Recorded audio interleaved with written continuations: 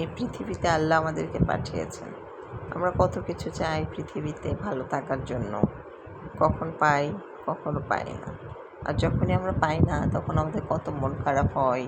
আমরা তখন ভাবি আল্লাহ আমাদেরকে কিছুই দিল না, ইত্যাদি ইত্যাদি। কিন্তু না, এটা ভুল। আমরা যখন পাই তখনও শুকরিয়া আদায় করব, আর যখন পাবো না তখনও শুকরিয়া আদায় করব। কারণ আমরা ভুল করতে পারি, আল্লাহ কখনোই ভুল করে না। আল্লাহ যেটা করেন সেটা সবসময় আমাদের ভালোর জন্য করেন। আমরা নিজেরাও আসলে জানি না আমাদের কিসে ভালো কিসে খারাপ, আল্লাহই ভালো জানে। এই জন্য যখন কোনো কিছু পাচ্ছি সেটা ভালোর জন্যই পাচ্ছি, আর যখন কোনো কিছু পাচ্ছি না তার মানে বুঝতে হবে যে না পাওয়াতেই আমাদের মঙ্গল।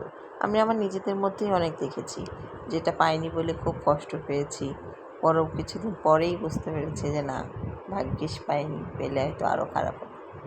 এই জন্যই এখন আর খারাপ লাগে না।